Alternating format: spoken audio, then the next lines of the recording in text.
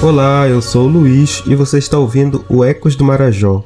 Hoje a gente conversa com Mille Alcântara, artista marajoara, ator e pesquisador, que tem desenvolvido um trabalho importante dentro do teatro a partir das experiências e temas ligados à vida no Marajó.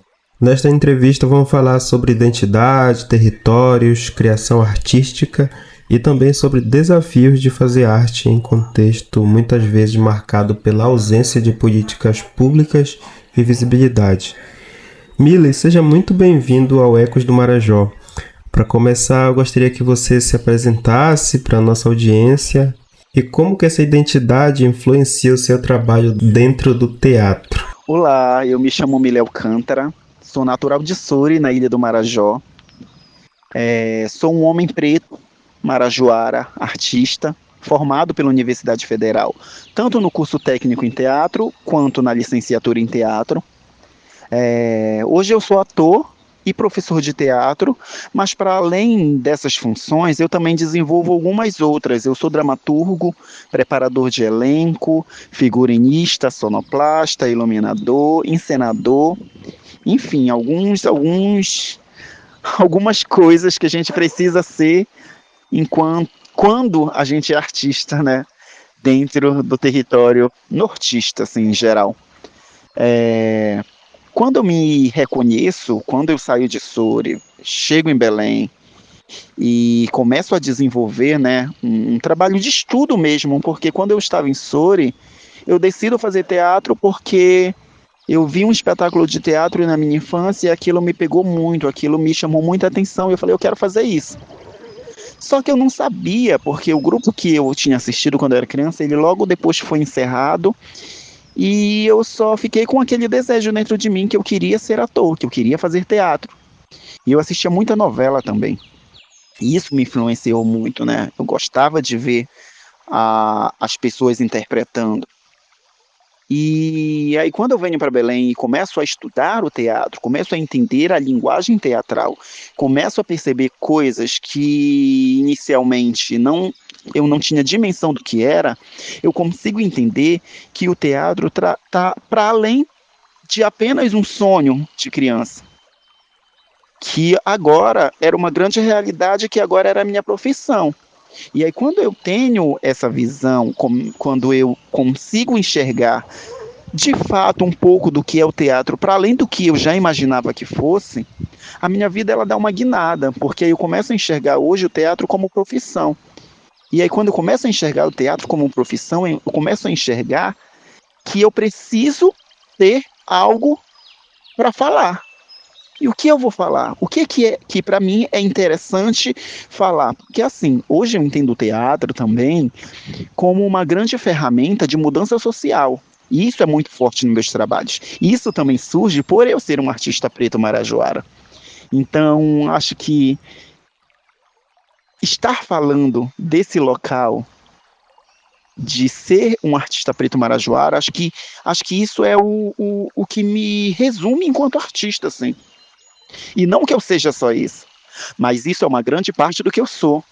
E uma grande parte muito importante, por sinal. A gente vai falar mais para frente de Travessia, né, que é meu solo, e aí eu já coloco, né, ele aqui em pauta, porque é um espetáculo, é o meu primeiro solo teatral, é um espetáculo que eu escrevo, que eu penso, que eu elaboro, e aí que eu chamo uma galera de confiança, né, do teatro para me ajudar a construir o espetáculo, porque também tem isso, o teatro ele não se faz sozinho, mas acaba sendo que é um processo em que eu inicio. E eu coloco ali as minhas experiências, eu coloco ali as minhas vivências, eu coloco ali os meus desejos, os meus sonhos, as minhas esperanças, mas também coloco todas as problemáticas que rondam o que é, né, ser um artista marajoara. Então, pensando nessa perspectiva de como essa identidade me influencia no meu trabalho, eu hoje coloco assim. Hoje eu coloco que o Marajó e que ser uma pessoa preta é, é algo que, em algum momento, em algum ponto, também me define enquanto artista. e é uma das coisas que eu mais abordo dentro dos meus trabalhos e das minhas obras teatrais. Legal, Miller. Em fevereiro desse ano, aconteceu a estreia do seu solo chamado Travessia, em Belém. A peça mistura realidade e ficção para contar a história de naufrágios no Marajó. Conta pra gente como surgiu a ideia desse espetáculo e o que ele representa para você. Travessia surge em 2022, no começo de 2022, através de um edital, que era o edital da Mostra TUCB, que é Teatro Universitário Cláudio Barradas, que é o teatro de dentro da universidade. Então a Escola de Teatro e Dança, que é a escola onde eu estudava, ela abre inscrições para que seus alunos escrevam projetos de obras cênicas, né, tanto da dança quanto do teatro, quanto alunos do figurino, da cenografia, enfim. Foi um edital aberto para toda a comunidade acadêmica de dentro da Escola de Teatro e Dança propor seus projetos. E aí Travessia ele surge inicialmente como uma performance de 5 minutos para inscrição, né? E aí quando é aprovado, eu paro para pensar, não, caramba, eu estou ganhando uma grana aqui que eu posso investir em algo maior. E não que uma performance de 5 minutos não pode ser algo grande, não. Mas eu pensei, estou completando 10 anos dentro da universidade, porque eu entrei na licenciatura em teatro em 2013, me formei em 2018, entrei no técnico em teatro em 2019, aí veio pandemia, atrasou tudo, e eu fui me formar em 2023. Então, em 2022, que foi quando abriu esse edital e que eu fui aprovado, eu falei, caramba, eu estou fechando um ciclo. Então, acho que seria interessante eu propor algo que fosse um projeto de vida. E eu enxergo a Travessia assim, eu enxergo como um projeto de vida. Travessia, ele surge, de fato, depois do naufrágio da dona Lourdes II, né, a lancha, que naufragou na frente de Cotijuba, que saía do Marajó rumo a Belém, e com o descaso que foi. Enfim, isso me pegou em um local que eu fiquei me questionando, caramba, quanto é que vale a vida do povo marajoara? Quanto é que vale a minha vida?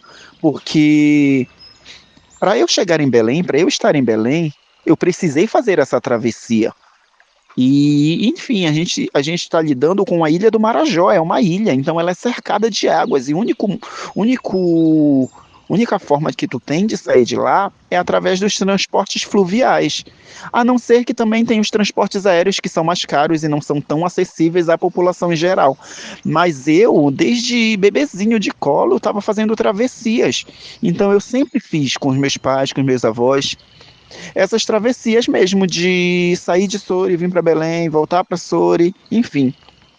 E aí quando tem esse acontecimento esse naufrágio, né, da dona Lourdes II, da lancha, aquilo eu fiquei pensando, caramba, porque o meu trabalho, já que o meu trabalho ele tem essa carga, porque meu trabalho nesse momento, em 2022, eu já tinha passado por vários grupos de teatro, já tinha fundado um grupo de teatro que trabalha com a arte política, e isso é muito forte no meu trabalho hoje.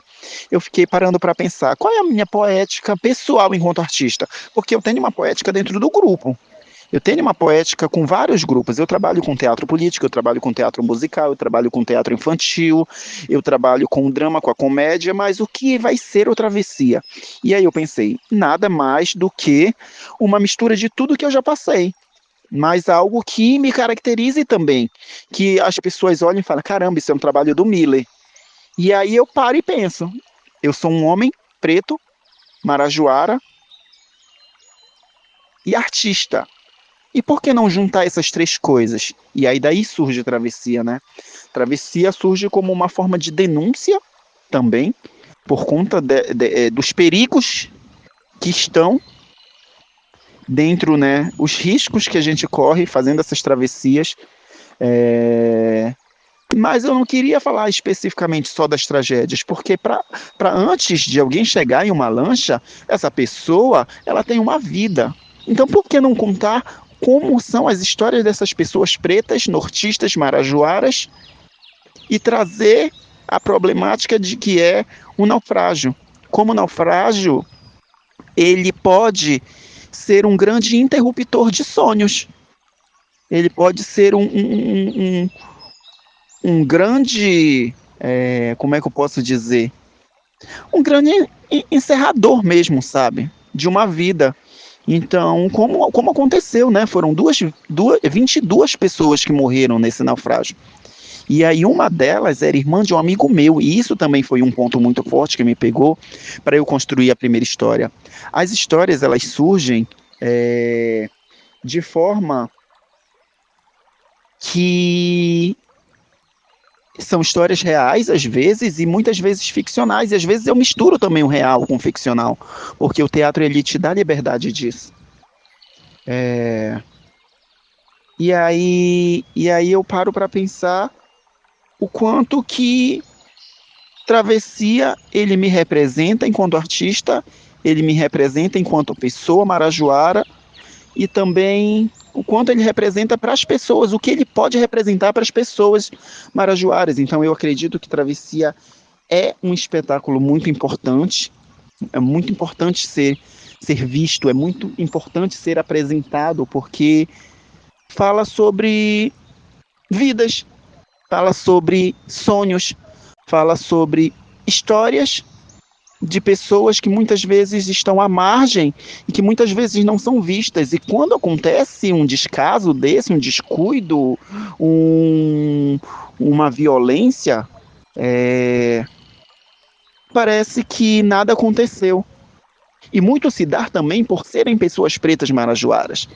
Porque se isso acontece com um avião cheio de pessoas brancas, paulistas, sulistas, sudestinas, vira notícia e acontece toda uma comoção nacional.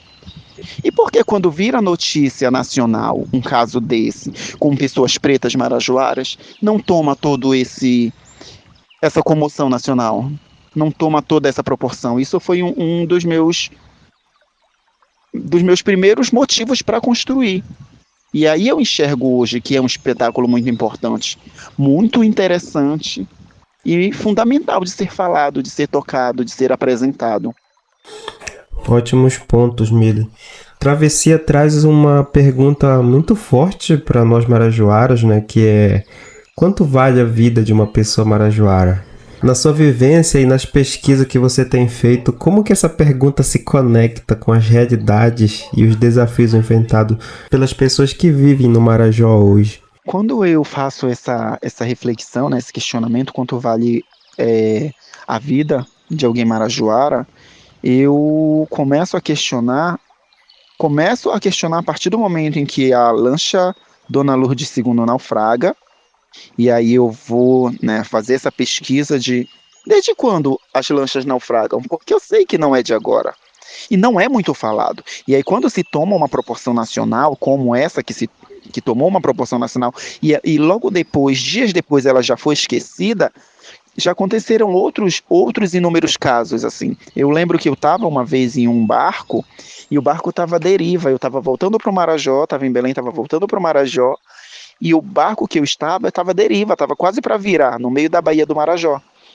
E aí, quando eu vejo muita gente pelo mar, muita gente boiando, muita gente morta, afogada, muita gente tentando sobreviver, muita gente gritando, pedindo ajuda. E aí o nosso barco, ele teve que parar para prestar ajuda, até vir um outro navio para levar essas pessoas, então o nosso barco, ele já estava à deriva. E aí teve que parar para ajudar as pessoas que tinham naufragado. Isso foi um caso que passou no Jornal Nacional, eu lembro, e que logo depois, enfim, foi esquecido, entendeu? E aí as pessoas morreram, famílias perderam seus entes queridos, e ficou só assim. Então, quando surge essa reflexão, né, ela surge muito com uma forte indignação mesmo, porque eu vou pesquisar e eu percebo que não acontece de agora, percebo que antes de eu nascer já aconteciam naufrágios e que pouco se era falado. Agora a gente sabe quando a gente vai pesquisar, ou quando a gente conversa com alguém, mas se eu for perguntar para alguém que não é do Marajó, ela nem vai fazer ideia que existe, e é a pessoa que está indo toda vez lá passar as férias lá no Marajó. Mas ela não sabe que a travessia é uma travessia totalmente não segura, que é uma travessia que precisa ter um cuidado, que a população, não só a população, mas que o governo, que é os donos de grandes empresas, os donos de embarcações, eles precisam se atentar a isso. Por que não fazer um transporte que seja seguro? Porque muitas vezes os transportes eles estão caindo aos pedaços. Muitas vezes os transportes eles estão parando no meio da baía por problemas no motor. E aí só acontece e as pessoas, os donos, né, das embarcações só deixam. Se resolve, continua a viagem, chega no destino e depois. E quando há falha, ela não dá para ser consertada, como aconteceu com a dona Lourdes II, que foi um descaso do próprio capitão, né, do próprio dono da embarcação, porque o capitão da lancha, ele tinha alertado para o dono da lancha que a lancha ela não estava em condições de fazer essa travessia. E ainda assim um dono, né, visando o seu próprio bolso, falou, não, dá sim, ainda vamos colocar um limite de 90 pessoas para uma lancha que dá só 60, sabe? Então é sobre isso que eu falo, quanto é que vale? É isso que eu fico me questionando, quanto é que vale a vida de uma pessoa? Porque o descaso é muito grande. Isso é uma realidade, é um desafio que a população enfrenta justamente pelo que eu já tinha falado anteriormente. A gente é morador de uma ilha. E a ilha ela é coberta de rios, então a única forma que tem é o transporte fluvial. Então por que não fazer um transporte fluvial que seja seguro? E é esse questionamento que eu trago, né, para dentro do meu espetáculo. Meu espetáculo é um espetáculo que eu coloco que é um espetáculo denúncia. É um espetáculo que conta as histórias das pessoas pretas, mas que no final ele vem com esse questionamento, ele vem com essa denúncia, ele vem expor. Ele vem expor tudo isso que acontece e que muitas vezes é falado momentaneamente e logo depois é esquecido. A gente não pode esquecer. E é por isso que eu acho tão importante que Travessia seja sempre apresentado, e eu coloco ele como um projeto de vida, porque eu sei que não vai ser agora que esses problemas vão ser resolvidos e talvez nunca vão ser. Talvez eu morra e nunca... E os navios, as balsas, as lanchas continuem dando problema durante a travessia, sabe? Pessoas continuam morrendo afogadas. Muitos naufrágios venham a acontecer por conta desse descuido, desse descaso, entendeu? Então, é importante para mim um espetáculo que denuncie tudo isso. E eu tenho muita vontade, eu não consegui, mas eu tenho muita vontade de levar esse espetáculo para rodar o Marajó. Eu fiz a estreia do espetáculo em novembro de 2022 em Belém, depois apresentei ele em Castanhal, depois num quilombo em Moju, e aí em fevereiro foi a primeira temporada de fato, né, com 3 dias seguidos, porque as outras foram apresentações individuais, e eu ainda não consegui levar para o Marajó, e é um dos meus grandes projetos de vida, é levar esse espetáculo, porque eu acho que é fundamental que as pessoas marajoaras se vejam na história, vejam o quanto que elas são, como é que eu posso dizer, que a vida delas importa, e que esse descuido, esse descaso com a vida dessas pessoas não é algo justo. Para isso que Travessia nasce, para isso que Travessia é construído, entendeu? Porque é uma vivência que não é só minha, não é só eu que atravesso, milhares de pessoas atravessam por mês essa baía do Marajó, sabe? E milhares vão continuar atravessando porque é uma necessidade. A gente não tem uma oportunidade sempre de ter coisas que a gente necessita dentro do Marajó. Às vezes a gente vai precisar sair do Marajó para alcançar muitas coisas. E é aí que fica esse questionamento. Quanto é que vale a vida de uma pessoa marajoara? Agora, abrindo um pouco esse espaço aqui, Miller, faz sentido falar dos desafios que os artistas populares enfrentam, principalmente quando o assunto é acesso a editais, formação e política de incentivo. Como que tu enxerga esse cenário? Faz muito sentido sim, porque a arte no Pará ela não é valorizada. No norte, em geral, ela não é tão valorizada quanto em outros lugares, né? E aí eu falo valorizada não só na perspectiva de editais, mas na própria perspectiva cultural. Belém, falando especificamente de Belém, Belém não é uma cidade que acolhe, que vai ao teatro, que não tem esse costume. E eu falo claro, tem suas exceções, tem pessoas que costumam ir, mas em sua totalidade não é uma cidade que consome teatro. Por quê? Porque uma das grandes problemáticas que eu vejo para que não haja essa construção de plateia é porque nós, muitas vezes, não temos recursos necessários para que haja essa expansão. E os editais, eles são necessários por conta disso. Porque quando tu ganha um edital para montar um espetáculo, para fazer uma circulação dele por outros estados, por outros lugares do próprio estado, né, por outras cidades do próprio estado, e às vezes também a circulação se dá por dentro dos próprios bairros. Então, quando a gente tem um recurso financeiro que nos permita, porque também, lembrando, né, volto a falar, o teatro é uma profissão, mesmo ele sendo levado mais, acredito, como hobby, pela visão de fora, ele é uma profissão, ele tem uma função social muito grande. E eu acredito nisso. Então eu acredito que é fundamental que hajam esses editais e essas formações, esses locais, para que o teatro ele seja mais disseminado. Porque com o teatro ele tem a potência, ele tem a força de mudar uma realidade. Quando uma pessoa entra no teatro, ela não sai do mesmo jeito, sabe? Jamais. O teatro ele te toca em lugares que às vezes tu nem espera que tu vai ser tocado. Ele te faz refletir sobre realidades que talvez não seja a sua, mas é uma realidade da sociedade que tu vive. Então tu precisa prestar atenção. Porque, enfim, né, o meu trabalho, por exemplo, ele é um trabalho que ele é voltado para essa coisa do social, para as reflexões das problemáticas sociais. Então eu debato muito a LGBTfobia, eu debato muito sobre racismo, eu debato muito sobre as macro e as micro políticas sociais. Então, quando eu faço isso com o apoio de um edital, eu tenho a possibilidade, até financeira mesmo, de percorrer por vários lugares, diferente de quando eu não tenho, de quando eu faço a minha obra individualmente. Individualmente não, independente. Porque eu comecei em 2013 fazendo teatro de forma independente. Ainda faço de forma independente, mas hoje eu me coloco no lugar de faço teatro a partir do momento em que eu tiver um edital para fazer o teatro. Porque antes da pandemia, né, antes de estourar a pandemia, eu tinha que tirar do meu próprio bolso dinheiro para bancar a minha profissão.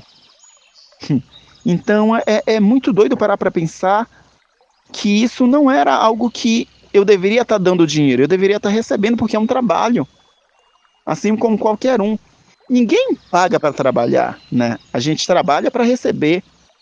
E isso é um fato. E aí o teatro não, o teatro é diferente. Muita gente trabalha para fazer teatro, porque acredita na força, na potência do teatro, né? Dessa arte. E eu acredito que os editais, eles são muito necessários justamente para que haja essa disseminação artística do que é o teatro e para que se formem plateias, para que se crie esse público e para que essa cultura, né? Porque enfim, o teatro que a gente faz em Belém também é um teatro que a gente explora muito a nossa própria realidade. Então a gente trabalha muito a nossa cultura, a gente trabalha muito a nossa história, diferente de outros lugares que eu já estive, que trabalham outras questões. A gente trabalha a nossa realidade, e isso para mim é uma coisa fantástica do teatro paraense, porque a gente trabalha com o que a gente tem, e como sempre foi. Diferente de outros lugares que tem esses apoios muito mais frequentes, a gente não, a gente culturalmente tem que ralar muito para conseguir fazer com que o nosso espetáculo chegue em alguém. Então, eu vejo que é sim fundamental esses apoios de editais, né? que nem sei também se eu vejo como apoio, acho que mais como uma obrigação do governo mesmo, sabe? Eu acho que a sociedade ela precisa se alimentar de cultura. Ela precisa ir ao teatro, ela precisa estar em museus, ela precisa estar em espaços onde a arte ela é disseminada, porque a arte ela transforma o mundo, ela transforma a sociedade. E aí quando a gente entende isso, a gente valoriza. E aí quando a gente valoriza, a gente muda. E eu acredito muito nisso. Miller, muito obrigado por topar conversar com a gente, por compartilhar um pouco da sua visão, da tua experiência. É sempre importante abrir espaço para quem está fazendo arte a partir dos nossos territórios, lidando com limitações reais e mesmo assim criando muito, né? A gente tem muita gente fazendo coisa muito boa, muito interessante nos 4 cantos do Marajó. E a você que está ouvindo, muito obrigado pela escuta. Se quiser comentar, sugerir temas, nomes para os próximos episódios, fique à vontade. Até o próximo. Tchau, tchau.